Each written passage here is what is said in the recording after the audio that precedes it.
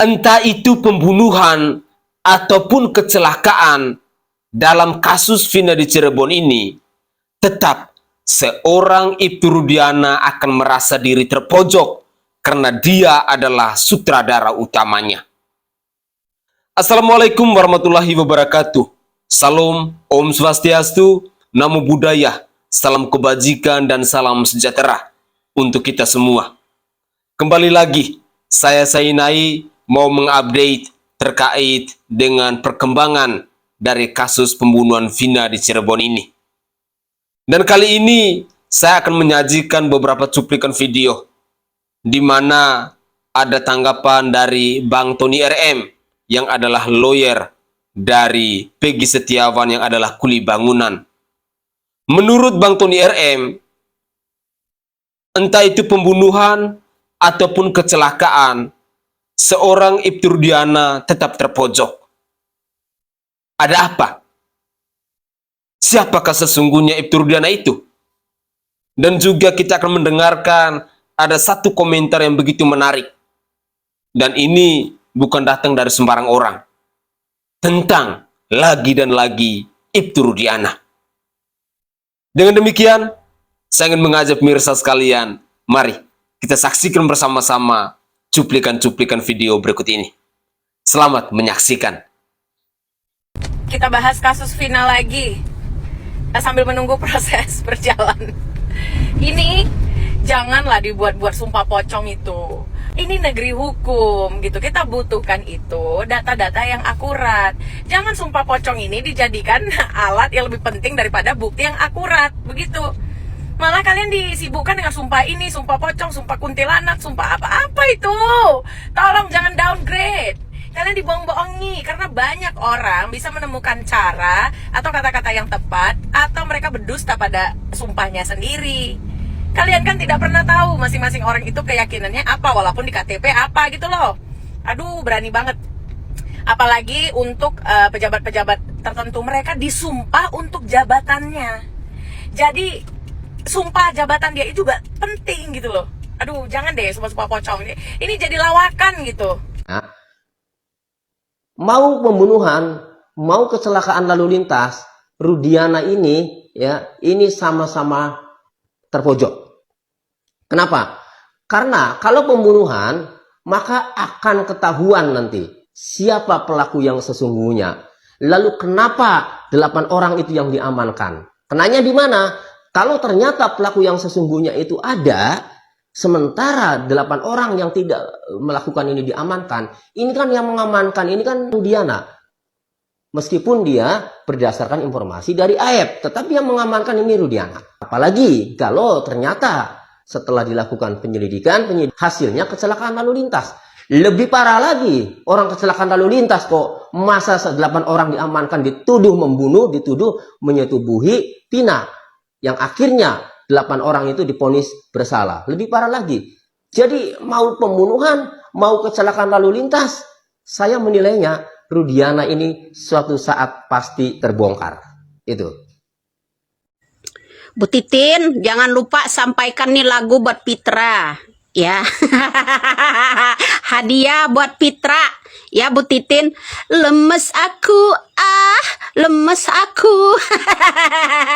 Gara-gara mau ditangkap Tuan Takur, kena buka semuanya, rekayasanya. Itu Bu Titin, itu hadiah buat yang namanya Pitra. Ya, jadi lemes dia, congornya jadi kicep dah. Ya, lemes aku, kata si Pitra. Bu Titin jangan lupa tuh ya, kasihkan hadiah buat dia, bilang lemes aku gitu. Jangan lupa sumpah pocongnya hari ini ya, Jumat. Dinanti itu Pak Rudiana dan kawan-kawannya beserta itu pendamping kuasa hukumnya tuh si Pitra. Pak Rudiana, kamu di mana loh? Kamu itu ditungguin warga Cirebon, khususnya masyarakat Tatal. untuk melakukan prosesi sumpah pocong di Padepokan Agung Ngamparan Jati. Jangan pura-pura mendadak lupa ingatan bahwa hari Jumat ini Pak Rudiana ditantang masyarakat Tatar menghadiri sumpah pocong tersebut. Sekarang toh seluruh rakyat Indonesia bisa menilai mana yang benar dan mana yang salah. Berani karena benar, takut karena salah. Sekarang Mas Saka Tatar ini berani melakukan sumpah pocong, dan Pak Rudiana nggak datang berarti takut. Ini loh sedang live. Lori wes didelok ribuan orang. Mas Saka Tatar melakukan prosesi sumpah pocong agar memastikan dirinya ini tidak melakukan sesuai apa yang dituduhkan selama ini, yaitu terlibat dalam pembunuhan si Vina. Dan Rudiana pun tak hadir. Semoga saja meskipun Pak Rudiana ini nggak menghadiri prosesi sumpah pocong ini, azabnya nanti tertimpa ke Pak Rudiana. Kalau memang benar-benar apa yang disangkakan selama ini bahwa Pak Rudiana melakukan skenario, azab segera dia dapatkan. Amin lur, aminkan lur. Seluruh rakyat Indonesia melihat video ini, aminkan ya lur. Oke guys, itu adalah cuplikan video di season pertama. Dalam cuplikan video di season pertama ini, kita mendengarkan satu pernyataan menarik. Yang pertama dari Mbak Zanzabela, yang mengatakan bahwa sumpah pocong itu tidak dapat dibenarkan di mata hukum. Ayo, mari kita rakyat Indonesia bahwa di mata hukum itu sumpah pocong tidak dapat dibenarkan. Dan memang pernyataan dari Zanzabela ini sama halnya dengan pernyataan dari Bang Tony RM beberapa waktu yang lalu, bahwa yang namanya sumpah pocong ini tidak dapat dibenarkan di mata hukum, hanya dapat dibenarkan di mata agama atau dari sisi agama. Lalu yang kedua, kita mendengarkan pernyataan menarik juga dari Bang Tony RM, bahwa entah itu pembunuhan, entah itu kecelakaan, tetap yang namanya si Rudiana ini tetap di posisi terpojok. Kenapa? Karena memang segala skenario dalam kasus pembunuhan Vina ini adalah Rudiana itu sendiri. Rudiana dan Aep lah yang harus kita suarakan, yang harus kita tuntut kepada Bapak Kapolri agar sesegera mungkin menangkap si Ibtu Rudiana dan si Aep ini. Dan yang lebih bajingan di sini, yang menjadi manusia pengecut di sini, yang menjadi manusia pecundang di sini, yang menjadi manusia yang harus sesegera mungkin ditangkap adalah Rudiana itu sendiri. Kebohongannya sudah secara terang benderang terbukti pada hari Jumat tanggal 9 Agustus 2024 kemarin, di saat Saka Tatal dan Farhat Abbas menantang Ibtu Rudiana untuk melakukan sumpah pocong, tetapi nyatanya seorang Rudiana tidak datang. Inilah sikap pengecut dari seorang oknum polisi aktif yang bernama Ibtu Rudiana ini. Bapak Kapolri semestinya malu dengan perilaku yang ditunjukkan oleh seorang Ibtu Rudiana ini. Tidak pantas seorang Rudiana mengenakan seragam coklat itu. Dia pantas untuk mengenakan seragam orange, lalu dieksekusi mati. Karena sosok Rudiana ini, menurut saya yang rakyat jelata, dia telah mengkhianati, dia telah mencampak, dia telah merusak marwah dari Institut Kepolisian Republik Indonesia yang sangat kami cintai dan kami hormati ini. Berikut ini, saya akan menyajikan satu cuplikan video yang begitu menarik, dan saya berharap bahwa pemirsa sekalian harus bersama-sama menyaksikan cuplikan video ini. Mari kita dengarkan bersama-sama.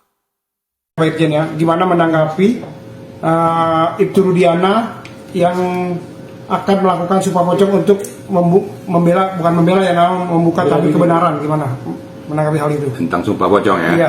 Baik, terima kasih untuk rekan-rekan media.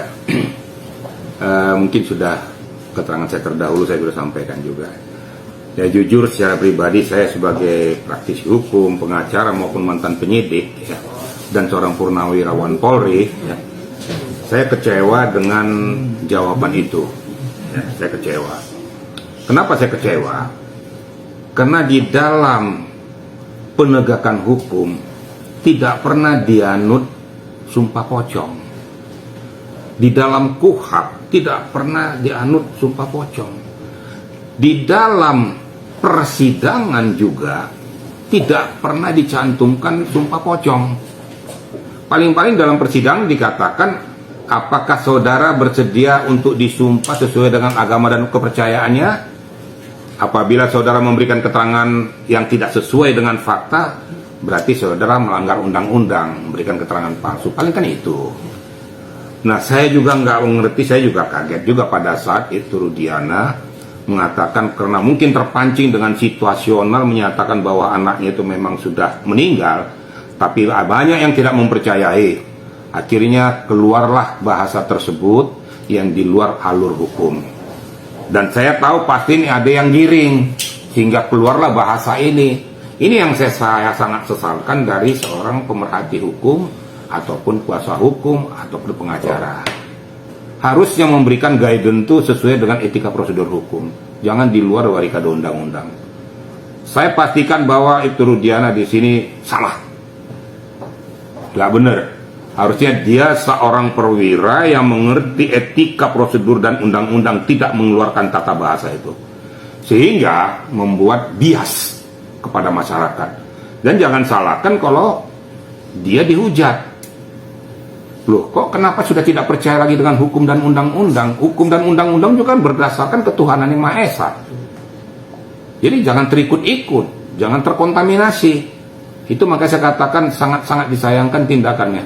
Ya menurut hemat saya ya membuat jadi penegakan hukum tuh jadi nggak benar.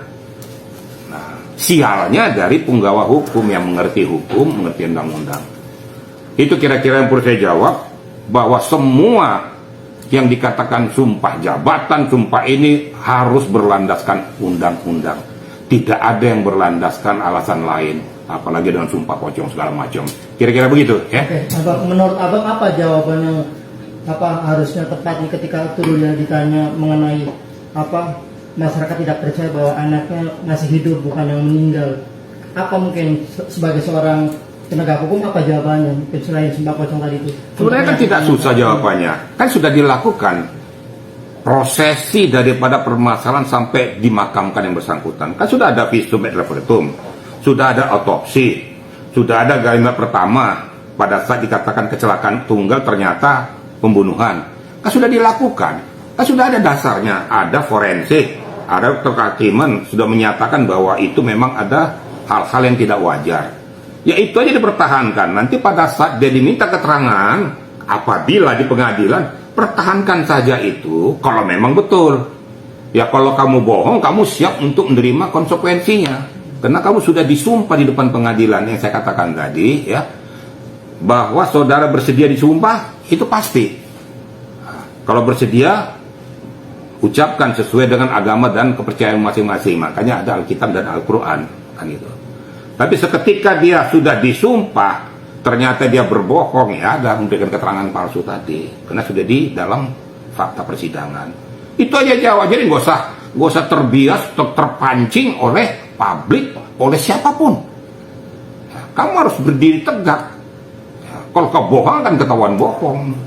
Ya, kalau kamu benar, perkuat aja kebenaran itu. Nggak usah kamu goyang. Jangan dengan segala macam permasalahan sehingga kau terpancing mengatakan saya siap sumpah pocong. Kemudian yang kedua lagi saya 7 turunan gak selamat. Ini nggak benar gitu loh. Ingat loh, dia seorang polisi loh, perwira loh. Nggak pantas, nggak layak mengucapkan itu. Saya sebagai purnawirawan Polri mengatakan saya kecewa dengan jawaban itu. Kamu dididik, bukan seperti itu. Itu didikan jalanan namanya, nggak benar loh. Saya netral aja. Kalau salah saya katakan salah, walaupun dia polisi. Benar saya katakan benar, kira-kira gitu ya. Oke, Pak, tapi dalam hukum atau jadi jaminan nggak sih apa ketika sumpah disampaikan oleh seorang, jaminan dia tidak bersalah atau dia seperti apa kalau dalam hukum sumpah itu udah menjadi jaminan atau enggak? Loh, di dalam hukum itu sumpah itu kan sudah berarti kan menyatakan bahwa dia benar atau salah, dia berbohong atau tidak. Kan saya sudah katakan tadi memberikan keterangan palsu. Nah kalau di dalam sumpah dia memberikan keterangan itu sudah tidak percaya lagi, mau siapa lagi yang mau dipercaya? Nah tinggal nanti hakim akan mencermati, akan meng-cross check, akan melihat apakah yang disampaikan oleh seseorang ini sesuai dengan fakta-fakta enggak. Nah, dikatakan bahwa ini anak saya ternyata betul anak saya, saya buktikan dengan sudah ada oleh otopsi, sudah ada visum dan lain sebagainya. Itu aja perkuat. Masalah nanti yakin atau tidak nanti keyakinan hakim. Kan ada hakim. Hakim akan memutuskan. Hakim juga tidak bodoh. Dia akan melihat apakah ada persesuaian antara pernyataannya dengan fakta. Cuma itu aja, ya. Jadi kita nggak usah berdebat di mana-mana. Fakta hukum aja kita lakukan, gitu kira-kira. Apakah ini suatu blunder Pak buat Pak Ibtu Rudiana dia sebagai polisi mengucapkan sumpah pocong gitu Pak? Oh blunder banget. Kalau salah saya katakan salah, bukan hanya blunder, salah. Nggak pantas. Saya mantan Karawasidik. Di dalam penyidikan tidak ada itu. Ya.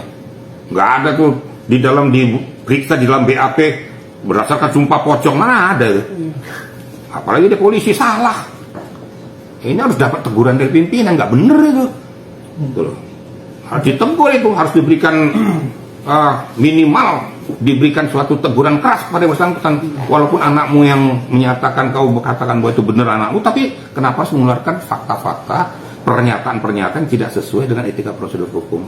Kamu kan polisi, kau kan tahu undang-undang. Yang namanya kemunafikan, yang namanya kebohongan, pasti ucapannya selalu pelin-pelan. Dengan tegas, seorang purnawirawan ini mengatakan bahwa Rudiana memang terbukti bersalah. Pemirsa sekalian, saya tidak pernah bosan untuk selalu mengajak pemirsa sekalian bahwa kita harus kawal terus kasus Vina dan Eki ini. Karena kalau kita tidak kawal, kita tidak bersuara, maka selesailah sudah kasus ini. Kita rakyat Indonesia tidak akan pernah mendapatkan yang namanya keadilan. Tidak akan pernah dapat yang namanya kebenaran. Sehingga saya sangat setuju dengan apa yang dikatakan oleh purnawirawan ini. Seorang Rudiana ini memang jangan lagi dikasih peringatan keras ataupun sanksi keras. Kalau di mata saya yang rakyat jelata ini, seorang Rudiana adalah oknum polisi pengecut, oknum polisi bajingan, oknum polisi yang tidak dapat bertanggung jawab, oknum polisi yang telah mencampakkan Institut Kepolisian Republik Indonesia, dan oknum polisi yang telah menghina penegakan hukum di Republik ini. Itulah Ibtu Rudiana. Sehingga seorang Rudiana tidak pantas lagi diberi sanksi atau diberi teguran dan lain sebagainya. Dia harus dicopot dari jabatannya. Lepaskan seragam coklat itu dan kenakan seragam orange. Bila perlu, langsung dieksekusi.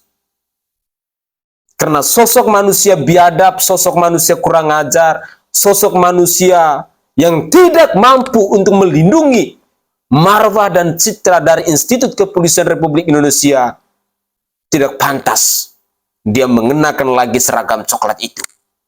Tidak pantas dia dibayar oleh rakyat. Dan seorang Bapak Kapolri harus mengambil tindakan tegas. Tidak dapat lagi Bapak hanya memberi peringatan ataupun sanksi. Rudiana harus dicopot dari jabatannya. Karena sosok manusia ini benar-benar adalah sosok manusia biadab. Di sisi lain, saya juga ingin mengajak kepada pemirsa sekalian. Kita jangan hanya kawal Rudiana dan Aib. tetapi kawal juga para lawyernya. Ada Rasman Arif Nasution, ada si Fitrah dan Elsa Sarif. Sekali lagi, kita harus kawal juga dengan lawyernya. Karena kegaduhan-kegaduhan ini selain diproduksi oleh si Aib dan Rudiana, juga dari ketiga lawyernya ini. Jujur ya, saya ini bersyukur jauh dari Cirebon. Berani sedekat di kota Cirebon. Atau seandainya Rudiana itu ada di NTT, saya tidak dapat bayangkan lagi. Pasti dia akan dicari oleh masyarakat. Dan masyarakat akan mengambil jalannya sendiri. Kalau memang pimpinannya tidak mampu untuk menangani seorang Rudiana ini. Saya berharap bahwa masyarakat Cirebon, kalian jangan tutup mata. Kasus Vina ini mau menunjukkan kepada kita rakyat Indonesia, khususnya kepada masyarakat Cirebon, bahwa cukup sampai di sini. Penindasan-penindasan yang dilakukan oleh aparat penegak hukum kepada orang-orang kecil, kepada kita rakyat jelata. Itulah alasan kenapa kita harus melawan mereka. Kita harus bersuara demi menegakkan yang namanya kebenaran, demi memperoleh yang namanya keadilan.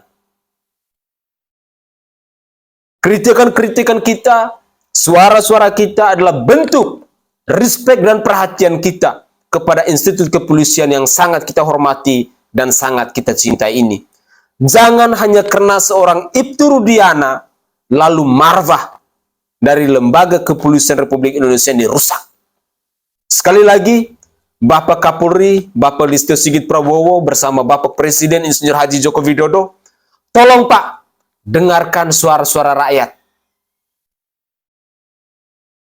Kalau memang Bapak merasa tidak mampu lagi untuk menangani kasus ini, silakan tinggalkan jabatan Bapak, biar diganti oleh orang lain yang lebih berkompeten. Mungkin itu adalah komentar singkat dari saya.